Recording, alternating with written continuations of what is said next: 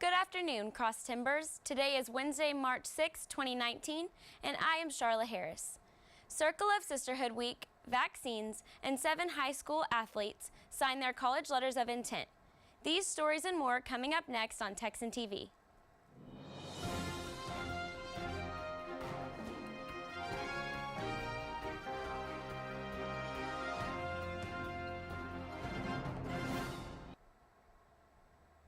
In campus news, Circle of Sisterhood is a U.S. charity powered and supported by sorority women, dedicated to uplifting girls and women from poverty and oppression worldwide.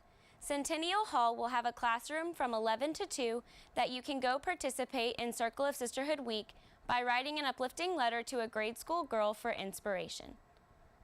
In local news, 7 Stephenville High School senior athletes are set to sign their college letters of intent on March 18th at Barefoot Athletics. The multi-sport signing will include football, baseball, track, volleyball. During this signing, Tarleton will be gaining 2 new student athletes. Emily Kerbo will be joining Tarleton's track team, and JC Morton will be joining Tarleton's basketball team. And now, today's Texas, national, and international news from the Associated Press.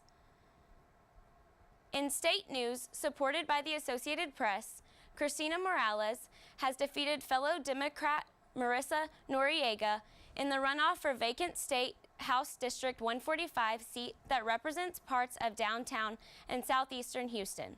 Morales, who is president of Houston's funeral home, will succeed Democrat Carol Alvarado, who has been elected to the Texas Senate in official final count.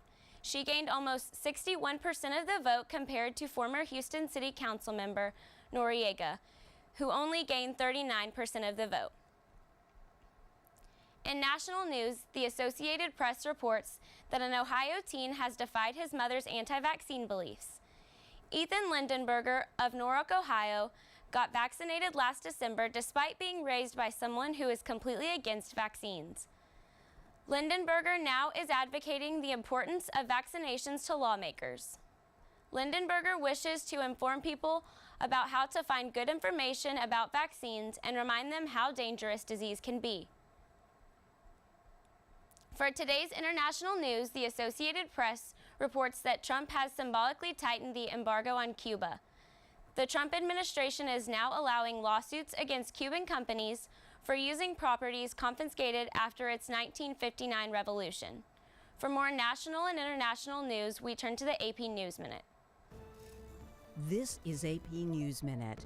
President Trump's former lawyer returns to Capitol Hill for more testimony on Wednesday. The House Intelligence Committee will hear from Michael Cohen behind closed doors. The Lee County, Alabama sheriff says fewer than 10 people remain missing after Sunday's tornado. At least 23 people are known dead, and residents are still looking for victims, pets, and belongings. Anger flared at a Sacramento City Council meeting following the arrest of more than 80 demonstrators.